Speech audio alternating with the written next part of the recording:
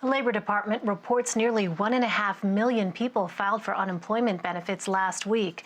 That number is far above the historical average, but it's far below the number of job losses we saw in March and April. The total number of claims in the past 14 weeks is around 47 million, but the weekly number has steadily fallen for most of that time. Heather Long joins me now. She's an economics correspondent for the Washington Post. Heather, good to see you once again. Thanks for being here. So we are now a few months into this crisis. What does it tell us that this many people are still filing for unemployment? This is a really alarming sign. We all thought that this number would be heading towards a million or even under a million right now. Instead, we've seen this plateau at 1.5 million. And what this is telling us is two things, both of which are pretty scary. The first is that some of those layoffs we thought would be temporary, people just out of work for a few weeks and then coming back in the summer. Instead, they're becoming permanent layoffs. And we saw Macy's announce nearly 4,000 more layoffs today. Similarly, the other trend we're seeing is more and more white-collar jobs being cut. I was speaking with someone just yesterday who lost their job at a marketing company. So again, and that's usually a sign that a recession is going to be longer lasting. So you kind of answered my next question here, but what kinds of jobs have been the most heavily impacted these past weeks? Yeah, again, when all of this started, as you remember back in March and April, of course, the focus was on restaurants and hotels and nail salons and hair cutteries. Some of those places are starting to see a bit of a rehiring because of that PPP, Paycheck Protection Program. But instead, what we're seeing now is white-collar job layoffs, like that marketing firm I talked about. Obviously, advertising is way down. We've seen even some layoffs in the healthcare sector, people who aren't in the emergency space, who are maybe in dentistry or pediatrics. And the same is true of law.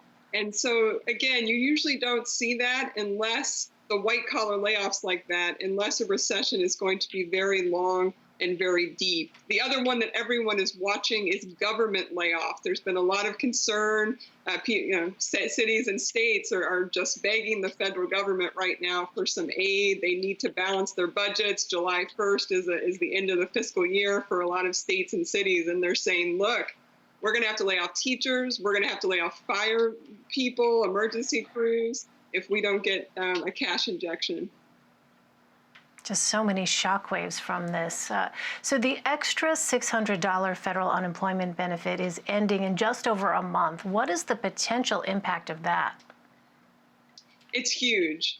There's been a lot of concern that this $600, that's on top of the basic unemployment that people would have qualified for even if there wasn't a pandemic. So together, it's about $600 plus about $300. So $900 is what a typical person is getting right now. And, that's more than some people make, especially if they were working in a low wage industry. So Republicans say, hey, is this dissuading people from jobs? Are they staying home to collect these unemployment benefits instead of going to work?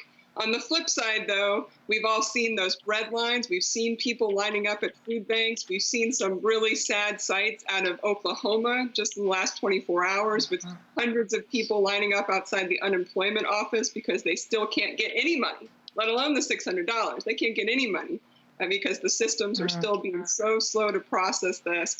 And so the big concern at the end of July is you want to encourage people to go back to work, but the reality is our unemployment rate will still be 12%, 13% then. We won't have enough jobs to absorb all these people. So I think there's probably going to be a compromise, maybe of extending it, but maybe at a lower level, maybe $200 I've heard floated on the Hill recently, $200 or $300.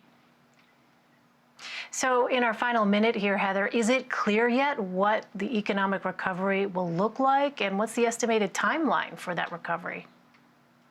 It's clear we won't have a full recovery until there's a vaccine. So much of this depends on people feeling confident to be able to go out again and resume the normal activities, whether it was going to a restaurant or taking a vacation, flying to Disney World that they used to do before. Disney World still isn't reopened, many of their parks. So that's a good benchmark right there for how this recovery is going. what we're seeing a little bit of bounce back. We passed the worst part. The worst part was clearly in April and May, but we are still a long way from healthy. It is a bleak picture. Heather Long, thanks as always for your analysis. Thank you.